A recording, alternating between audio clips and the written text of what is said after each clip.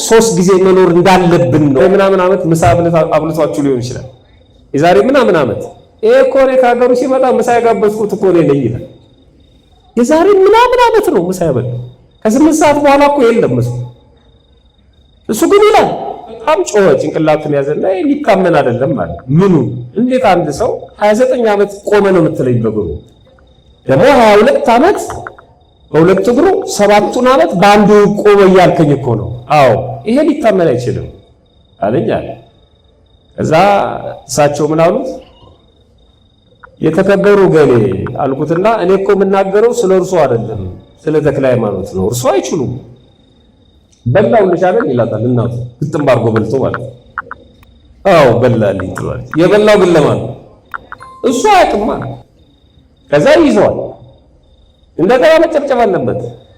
ሊውጣው ነው ተብሎ ማለት ከዛ ይውጣል ማለት ነው። እንደገና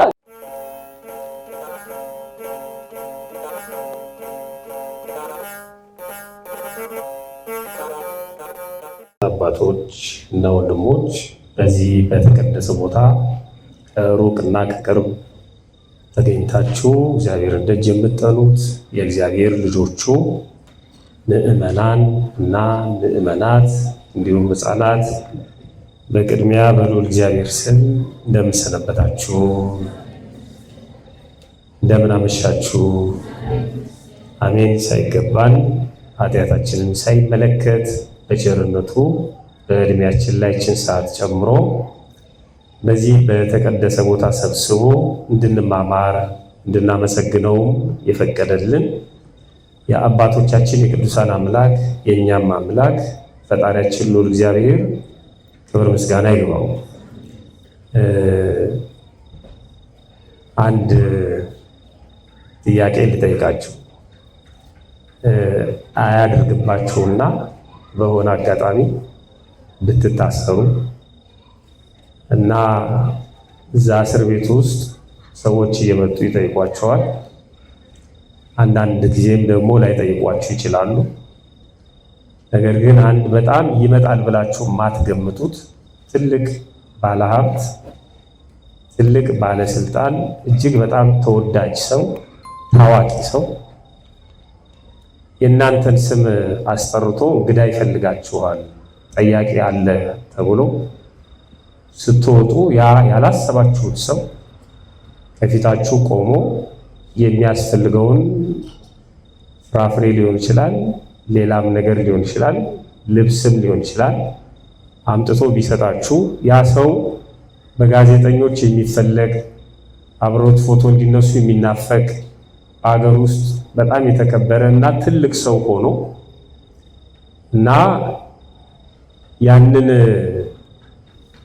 እቃውን ከተቀበላችሁት በኋላ ወደ አይምራችሁ የሚመጣው አንድ ነገር እንደኔ ከሆናችሁ እንዴት እኔን ሊጠይቀኝ ቻለ?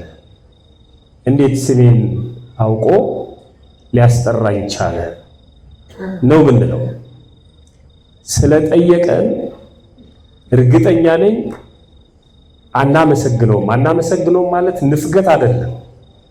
አይምሯችን በሌላ ስለሚጠመድ አሁን የምናውቀው ሰው ቢሆን መድከም እኮ አይገባም ነበር፣ ዜና ያክብርልኝ ምናምን እንላለን አይደለም? ቶሎ ምንለው እሱን ችግር የለውም አደከምኩ አይደል እንላለን።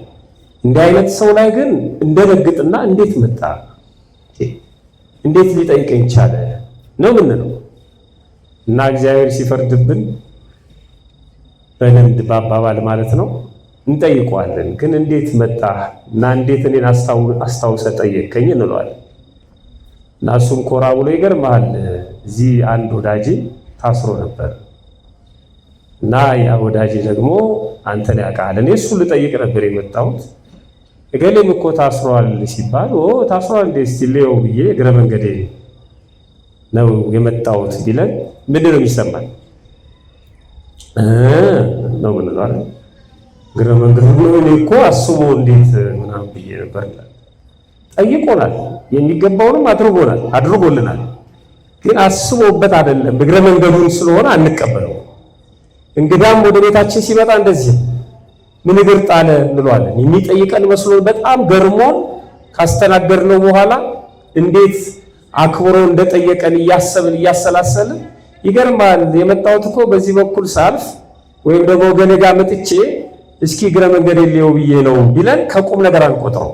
እርግጠኛ ነኝ በሁላችንም ውስጥ ያለ ነው አስቦበት የመጣውን ሰው የምንቀበለው እንጂ እግረ መንገድ የመጣውን ሰው አንቀበለው። እርግጠኛ ነኝ እግዚአብሔር እንደዚህ ቢሆን ይህን ጉባኤ በሙሉ አይቀበለውም። ምክንያቱም የመጣ ነው እግረ መንገዳችንን እውነት ነው ሐሰት ነው የመጣ ነው እዚህ ጉባኤ ለመካፈል ጓዛችንን ሸክፈን ስንቅና ትጥቅ ይዘን በግቢ ጉባኤ ተከታታይ ትምህርት ለመማር መንፈሳዊ ትምህርት ለማጥናት ነው እንደ የመጣ ነው። ምናልባት የሚኖር ሰው ይኖራል አይታወቅም። ግን የመጣ ነው ለዚህኛው ግቢ ነው የመጣ ነው ይሄኛውን ዕውቀት ፈልገን ነው። አመጣጣችን ሰናይ አይደለም ብያልኳችሁ አይደለም። ግን ደግሞ ቤተክርስቲያን እጇን ዘርግታ ደግሞ ጠበቀቻችሁ እግረ መንገድ ስትመጡ ማለት ነው። ግድ የለም ቢዚ ብትሆኑ አለው ልክ እንደ አልዓዛር የ4 ቀን ሬሳውን ሄዶ ወዴት አኖራችሁት እንዳለ ከዛ ተነቅለን ስንመጣ ከቤተሰቦቻችን ከአጥቢያችን ከንስሐ አባታችን እኔ እዚህ ያለሁ ብሎ ተቀበለ። ማውሳንን ምክንያት አድርጎ ማለት ነው። ለቀብርም እንመጣለን፣ ለሌላ ጉዳይም እንመጣለን፣ እንሳለማለን። እግረ መንገዱን የመጣው ብሎ ግን አያሰናብተን። እግዚአብሔር ክብር ምስጋና ይግባው። በእውነት አው ማሰብ መቻል አለብን። እኛ ባላሰብነው መንገድ ነው ይሄ ራሱ ማህበረሰቡን አያውቀው። ባላሰበው መንገድ ሰብሳቢ ሆኖ ተገኝቷል። ባላሰበው መንገድ ለዚህ ሁሉ መንጋ አሳቢ ሆኖ ተገኝቷል። ባላሰበው መንገድ እግዚአብሔር ግን ያውቀዋል ሁሉን ነገር ማለት ነው። እንደ ዋና ጉዳያችን አድርጎ ነው የሚቀበልልን። እኔም እንደዛ ነኝ። እኔ መስሪያ ቤቴ ማርያም ቤተክርስቲያን አጠገብ ባይሆን ጠዋት ማርያም እየመጣሁ አልሳለም። መስሪያ ቤት ስገባ ነው አይደለም ካሲ ወደ መስሪያ ቤት ስንሄድ ፊት ለፊት ስለሆነች መቤታችን ገብተን ተሳልመን ሂድ እግረ መንገድን ነው እንደምትሳልበኝ አትልም። እሷ እግረ መንገዳችንን ነው በጣም የሚታሰብበት ጉዳይ ሆኖ ግን እግረ መንገዳችንን ነው። እግዚአብሔር ሁላችንን ይቅር ይበለን ስለወደደን ነው። እንደ ቀላል ነገር እንዳትቆጥሩት ነው። እንደ ቀላል ነገር እንዳትቆጥሩት። እኔ አሁን እዚህ በመካከላችሁ ተገኝቼ እናንተ አይደለም ማስተምረው እኔም እየተማርኩ ነው። ዋጋ ማገኘው እኔ ነኝ። ግን እግረ መንገድ ነው ባውሳን ነው ሂድ ያለ እንጂ አስቤበት አይደለም የመጣሁት። እግዚአብሔር ግን እንደዚህ አይደለም፣ ለሁሉም እኩል ነው የሚሰጠው። ይሄ እንድታስቡት ነው እንደ ማሳሰቢያ ነው። አለን ጥቂት ደቂቃ የምንነጋገርበት የስብከታችን ርዕስ 3 ጊዜ መኖር በሚል ርዕስ ነው። 3 ጊዜ መኖር በክርስትና አስተምህሮ ወይም እንደ ቤተክርስቲያናችን አስተምህሮ 3 አይነት ህይወት አለ ይላሉ ሊቃውንት። 3 አይነት ህይወት አለ። የመጀመሪያው የሰው ህይወት ነው። ሁለተኛው የእንስሳ እና የአራዊት የፍጥረታቱ ከሰው ውጪ ህይወት ነው። ሶስተኛው የመላእክት ህይወት ነው። የሰው ህይወት፣ የእንስሳትና የአራዊቱ ህይወት፣ የመላእክት ህይወት ነው። የሰው ህይወት በተፈጥሮ የሚሰጥ ነው። በሞት የሚነሳ ነው። በትንሣኤ የሚመለስ ነው። የመላእክት ህይወት በተፈጥሮ የሚሰጥ ነው። እንደተሰጠ የሚቆይ ነው፣ የሚኖር ነው። አይነጠቅም፣ አያጡትም። የእንስሳቱ ህይወት በተፈጥሮ ይሰጣል፣ በሞት ይወሰዳል፣ እንደተወሰደ ይቀራል። ትንሣኤ ሙታን የላቸው። 3 ጊዜ መኖር ያልኩት ከሰው ጋር የተገናኘውን ኑሮ ነው። ይሄ የኛ የሰዎች ህይወት ነው። ክርስትና ብዙ እድሎችን ነው የሚሰጠን፣ በጣም በርካታ እድሎችን። ከዛ ውስጥ አንዱ 3 ጊዜ እንድንኖር እድል ይሰጠናል። አሁን እኛ 3 ጊዜ መኖር እንዳለብን ነው ቤተክርስቲያን የምታስተምረን፣ ወይም ይሄንን እድል ነው ገንዘብ የምናደርገው ማለት ነው።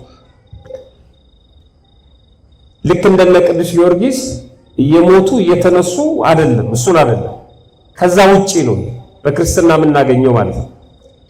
ይሄንን ሐሳቤን የሚያጠነጥንልኝ ወይም ደግሞ አጠንክሮ የሚያስቀምጥልኝ ከመጽሐፍ ቅዱስ አንድ ጥቅስ ላንሳ። የሐዋርያው የቅዱስ ይሁዳ መልእክት ነው። አንድ መልእክት ነው ያለው። ቁጥር 23 ላይ እንደዚህ ይላል፣ አንዳንዶች ተከራካሪዎችን ውቀሱ ይላል። አንዳንዶች ተከራካሪዎችን ውቀሱ፣ አንዳንዶችንም ከእሳት ነጥቃችሁ አድኑ። አንዳንዶችን በሥጋ የረከሰውን ልብስ እንኳ እየጠላችሁ በፍርሃት ራሳችሁን ዝቅ አድርጋችሁ ማለት ነው። ክብሬ ተነካ፣ ስልጣኔ ተነካ፣ ምናምን ተነካ ሳትሉ ይሄን ትታችሁ ይሄን የረከሰውን ልብስ ማሩ ይላል። ሶስት ነገር ነው የነገረን። ውቀሱ፣ አድኑ፣ ማሩ ይላል። እስኪ አብረን በለው። ውቀሱ በሉ፣ በደንብ በሉት። ውቀሱ፣ አድኑ፣ ማሩ እንዳትረሱት። አንዳንዶችን ያለ ሁሉም አይወቀስም፣ ሁሉም ምህረት አይፈልግም፣ ሁሉም ድህነት አይፈልግም፣ የዳነ ስለሚኖር ማለት ነው። አድኑ ያላቸው ግን በጣም ሊገርሙ ናቸው። ከእሳት ነጥቃቸው አድኑ ነው የሚለው። አንዳንዶቹ እሳት ዳር ናቸው፣ እንደ እሳት ራት ማለት ነው፣ እየተሽከረከሩ ነው። እነዚህን ከእሳት አውጧቸው ይላል። ዝም ብለን አይደለም የተሰበሰብነው። አንዳንዶቹን ማሯቸው፣ ይቅር በሏቸው። የእናንተን ምህረት ይቅርታ የሚፈልጉ አሉ። ምህረት ይቅርታ በክርስትናው ቆርሶ ማጉረስ፣ ቀዶ ማልበስንም ይጨምራል ይላል። ወደ መንፈሳዊ ሕይወት ማምጣትንም ይጨምራል ይላል። እዛ ዝርዝር ውስጥ አልሄድም። ውቀሱ፣ አድኑ፣ ማሩ። ከመወቀስ ወደ መውቀስ፣ ከመዳን ወደ ማዳን፣ ምህረት ቸርነት ከመለመን ምህረት ቸርነት ወደ ማድረግ ተሻገሩ ነው የሚሉ። ሰዎች ስንሆን ከፈጣሪያችን የምንቀበለው ብዙ ነገር አለ። የምንቀበልባቸው መስኮቶች ሶስት ናቸው። ከእግዚአብሔር የሰው ልጅ ማንኛውንም ስጦታ የሚቀበለው በሶስት መስኮቶች ነው። ሶስት መስኮት አለ። አንድ ሰው ከሶስቱም መስኮት ሊቀበል ይችላል። አንዳንዱ ከአንዱ ብቻ ተቀብሎ ይጠፋል። አንዳንዱ ሁለተኛውን ሊደግም ይችላል። እነዚህ ሶስት መስኮቶች የመጀመሪያው በተፈጥሮ ይቀበላል፣ ሰው በመሆኑ ማለት ነው። ከእግዚአብሔር ሁለት አይን አለን አይደለም? ሁለት አይን ያገኘነው ክርስቲያን ስለሆነ ነው፣ ሰው ስለሆነ ነው? አዎ ክርስቲያን ስለሆነ ቢሆን ኖሮ ሌላው ሁሉ ዕውር ነበር የሚሆነው ማለት ነው። ሰው ስለሆነ ነው። አንዳንድ ምቀኞች በሰውነቱ ያገኘውን አካል ስለ ክርስትናው ሊያሳጡት ይሞክራሉ። ወይም በሰውነቱ ያገኘውን አካል ክርስቲያን በመሆናቸው ሊያገኝ አይገባውም ነበር የሚሉ ሰዎች አሉ። በሰውነታቸው ይመግባቸዋል። ዓለምን በጠቅላላ በሰውነቱ ነው የሚመግበው። እግዚአብሔር እየሰቀሉት ይመግባል፣ እየሰደቡት ይመግባል። ሰው ስለሆነ ብቻ ፈጥሮታል። ፍጠረኝ ሳይል ነው የፈጠረው። ያደርገዋል። እንደዚህ የሚሉ ከዚህ መልስ በቃ አጥፋው፣ ከዚህ መልስ ያለው ይበቃል የሚሉ አይችልም። እግዚአብሔር ቸርነቱ ትከለክሏለች። እንደገና እየሰረቀ እንዲያደረገ ይኖራል። እኔ እንዲየሆንኩ ይኖራል። እሱ በተፈጥሮ ያገኘውን ከክርስትና ጋር የሚያገናኙ ሰዎች አሉ። የመጀመሪያው መስኮት እሱ ነው። በተፈጥሮ ሰው የሚያገኘው አለ። ሴት መሆን፣ ወንድ መሆን፣ ሰው መሆን፣ ሁለት ጆሮ፣ ሁለት ዓይን፣ ሁለት እግር፣ ማሰብ፣ መራብ፣ መብላት፣ መናገር፣ መጠጣት። አንዳንዶቹ እግዚአብሔር የሰጠንን እነሱ እንደሰጡን አድርገው ከመብት ጋር ያገናኙታል። የመናገር የምናምን እያሉ ማለት ነው። እሱ እግዚአብሔር ነው የሰጠን። እግዚአብሔር የሰጠን ነው እሱ። በተፈጥሮ ምን እንቀበለዋለን? ወደዛ ዝርዝር አልሄድም ብዙ። ሁለተኛው መስኮት ከተፈጥሮ ውጪ ሰው ከመሆናችን ውጪ ደግሞ ክርስቲያን ስንሆን የሚሰጠን ደግሞ አለ። ሁለተኛው የምንቀበልበት መስኮት እሱ ክርስቲያን ስንሆን የተሰጠን ስጦታ አለ። እንደ ሁሉንም ነገር እንተው ክርስቲያን በመሆናችን ማለት ነው። ሌላውን ሁሉ ትተን ሌላው ክርስቲያን ያልሆነው እግዚአብሔርን ሲጠራውና ክርስቲያን የሆነው እግዚአብሔርን ሲጠራው እኩል አይደለም። እሱም ተናግሯል። ለይቶ እናንተ ስትጠሩኝ እንዲህ ብላችሁ ጥሩኝ፣ አባታችን ሆይ በየት የምትኖር በሰማያት የምትኖር። አባታችን ብሎ መጥራት የሚችል ልጅ ብቻ ነው። ይሄን ልጅነት የምናገኘው ደግሞ በክርስትና ነው። የጸጋ ልጅነት ከሥላሴ ያገኘነው ልጅነት፣ የጸጋ ልጅነት ክርስቲያን ስለሆንን ብቻ ነው።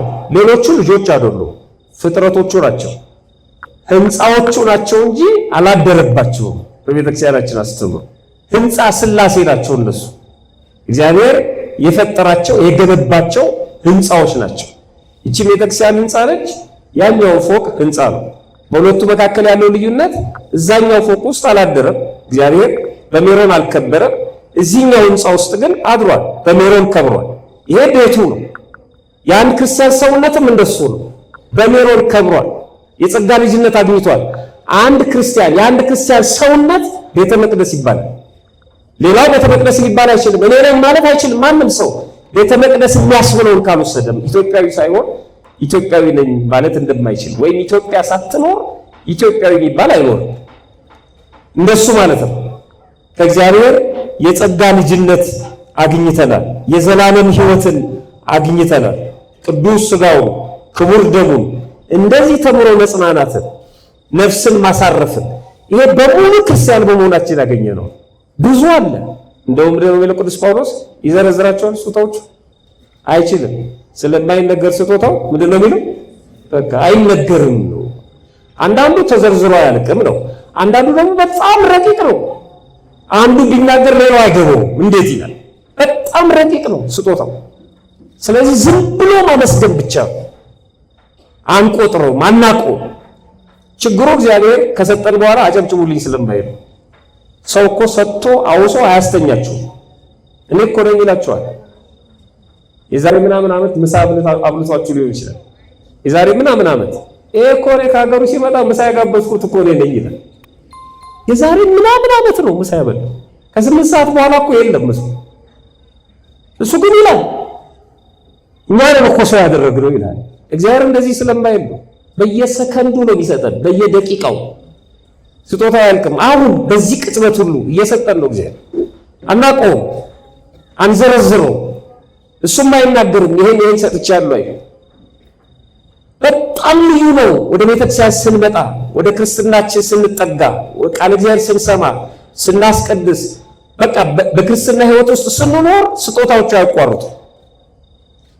ክርስቲያን በመሆን ያገኘነው ስጦታ ሁለተኛው መስኮት። ሶስተኛው መስኮትስ የምንቀበልበት መስኮት ሰው ሆነን የተቀበልነዋል፣ ክርስቲያን ሆነን የተቀበልነዋል። ሶስተኛው መስኮት በተጋድሎ የምንቀበለው የተጋድሎ መስኮት ነው። በተጋድሎ ደግሞ በየሰከንዱ የሚሰጣቸው ሰዎች አሉ። በተጋድሎ ማለት ተጋድሎ ስለሆነ በሰይፍ መመታት፣ በእሳት መቃጠል፣ ለአንበሳ መጣል፣ ወደ ገደል መወርወር፣ መፈጨት፣ እዛ ጋር እንዳትሄዱ። እሱ አይደለም ተጋድሎ ማለት። አሁን በተለይ በትምህርት ቤት ስለ ክርስትና መጋደል፣ ስለ ነፍስ መጋደል፣ ስለ ቤተክርስቲያን መጋደል፣ ስለ መንፈሳዊ ሕይወት መጋደል፣ ሌላውን ለማትረፍ መጋደል፣ ስለ ቤተክርስቲያን መጋደል። በተጋድሎ አንዱ ከአንዱ ይበልጣል። አሁን እኛ ሁላችንም እዚህ ውስጥ ያለነው በሙሉ ክርስቲያኖች ነን። በክርስትና አንድ ነን።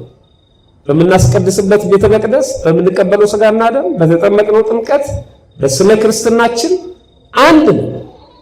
ልዩነቱ የሚመጣው በተጋድሎ። ቀላል ምሳሌ ልንገራችሁ። ለቅዱስ ጊዮርጊስን ውሰዱ፣ ለተክለ ሃይማኖትን ውሰዱ። ቅዱስ ጊዮርጊስ ከሰማይ አይደለም የመጣው፣ እናትና አባት አለ። አባታችን አቡነ ተክለ ሃይማኖትን በረከታቸው የደረሰንና እናትና አባት አላቸው። እኛም ከእናት ከአባት ነው የተገኘነው። እነሱም ተጠምቀዋል፣ እኛም ተጠምቀናል። እነሱ ሲጠመቁ አሐዱ አብ ቅዱስ፣ አሐዱ ወልድ ቅዱስ፣ አሐዱ ውእቱ መንፈስ ቅዱስ ተብሎ ነው ካህን ያጠመቃቸው። እኛም እንደሱ ነው የተጠመቅነው። እነሱም በዚህ ቤተ መቅደስ ነው ያገለገሉት። እነሱ የፈተቱትን ቅዱስ ሥጋና ክቡር ደም ነው ካህኑ የሚፈትተው። እነሱ የተቀበሉትን ነው እኛም የምንቀበለው። በዚህ እኩል ነን። በተፈጥሮም ሁለት ጆሮ አላቸው፣ ሁለት ጆሮ አለን። ሁለት ዓይን አላቸው፣ ሁለት ዓይን አለን። ሰዎች ናቸው፣ እኛም ሰዎች ነን ይላል መጽሐፉም። ኤልያስ እንደናንተ ምንድን ነው የሚለው? ሰው ነው። ግን ምን አደረገ? ሰማይ ዘጋው። በምንድን ነው እዚህ ደረጃ ላይ የደረሰው? በተጋድሎ ነው፣ ሌላ አይደለም። ይቅርብኝ እያለ ማለት ነው። እነ ተክለ ሃይማኖት የበለጡም በተጋድሎ። በሰውነታቸው 2 እግር ሲኖራቸው በተጋድሎ ግን 6 ክንፍ ተሰጣቸው ማለት ነው። በቃ እሱ ተጋድሎ ነው። 29 ዓመት 7ቱን ዓመት በ2 እግር 22ቱን ዓመት በ2 እግር 7ቱን ዓመት በ1 እግር 29 ዓመት። አንድ ፈረንጅ ደብረ ሊባኖስን እየጎበኘ እዛ ያሉ መነኩሴ ሲነግሩን ፈረንሳይኛም እንግሊዘኛም ሌላም ቋንቋ ይችላሉና ከገዳሙ ሰዎች እየተወከሉ ነው የሚያስጎበኙት የውጭዎቹን። ደብረ ሊባኖስ እንደዛ እና እሱ ፈረንሳይ ነው ለሳቸው የደረሳቸው እያስጎበኘሁት እና ደብረ አስቦ ዋሻ ከቤተክርስቲያኑ በላይ አይታችሁት ከሆነ እሳቸው 29 ዓመት የተጋደሉበት አባታችን እሱን እያሳየሁት ነው አሉ። በራሱ ቋንቋ ነው በፈረንሳይኛ የነገርኩት። በጣም ጮኸ፣ ጭንቅላቱን ያዘና የሚታመን አይደለም ማለት ምኑ እንዴት አንድ ሰው 29 ዓመት ቆመ ነው የምትለኝ? በእግሩ ደግሞ 22 ዓመት በሁለት እግሩ 7ቱን ዓመት በአንዱ ቆመ እያልከኝ እኮ ነው። አዎ ይሄ ሊታመን አይችልም አለኝ አለ።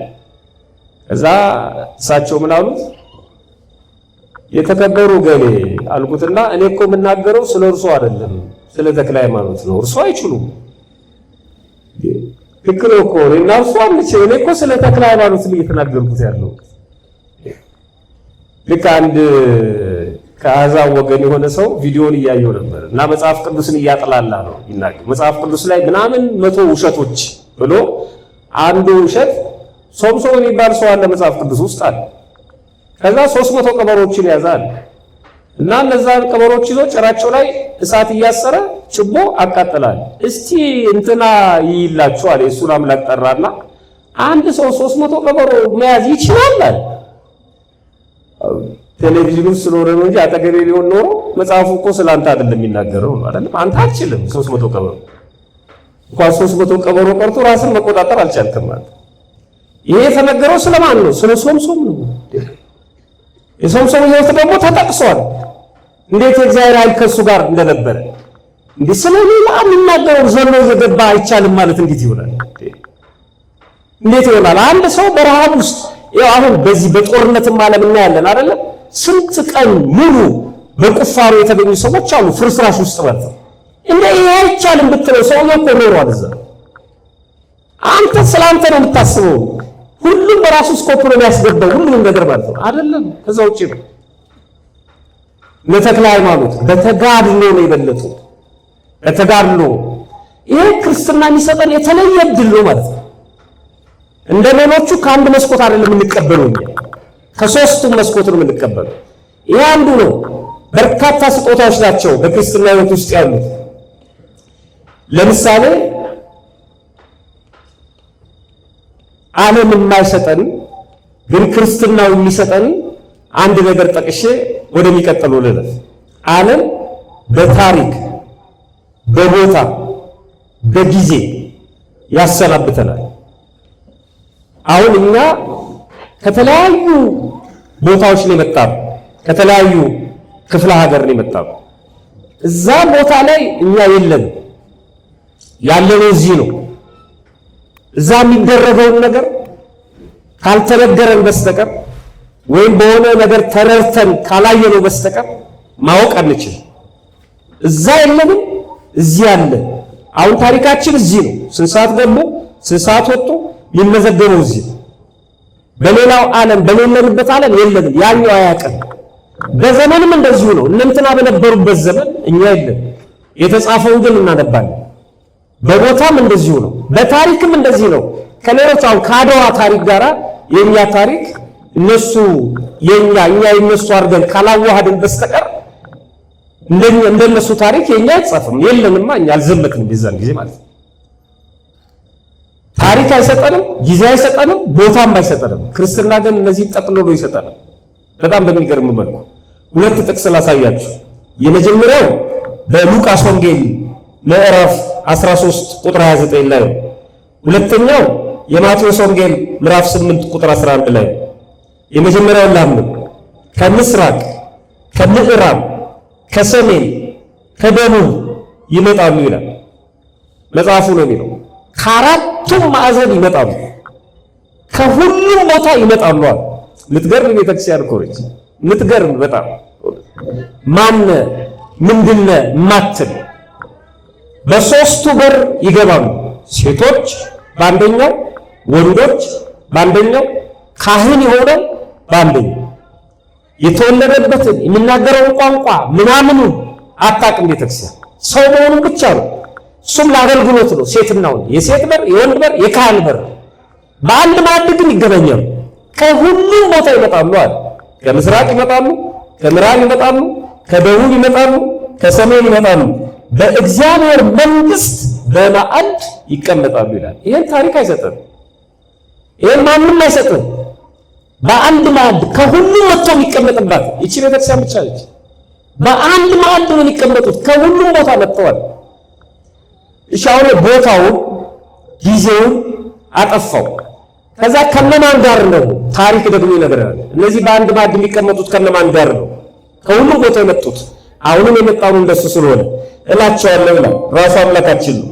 ብዙዎች ከምስራቅ ከምዕራብ ይመጣሉ፣ ከአብርሃም ከይስሐቅ ከያዕቆብ ጋር በመንግሥተ ሰማያት ይቀመጣሉ። ከነማን ጋር? ከነ አብርሃም ከነ ይስሐቅ ከነ ያዕቆብ ጋር ይቀመጣሉ። ይሄን ታሪክ ሊሰጥ አይችልም። በታሪክ ካጤኔሊ ጎን አትቀመጥም። በታሪክ ማለት ከምናምን እግር ኳስ ተጫዋች ጎን አትቀመጥም። ያደረጉ ይመስለዋል። አይደለም አይደለም።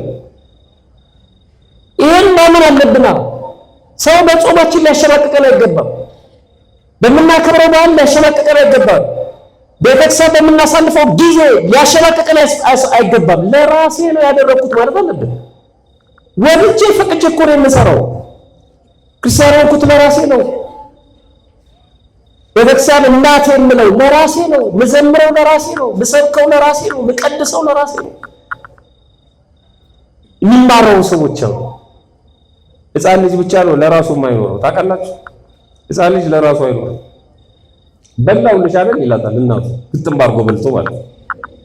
አዎ በላልኝ ትላለች። የበላው ግን ለማን ነው? እሱ አያውቅማ። አልተኛልሽም ይላል ዋና ደቡይ ልጅ ማለት ነው።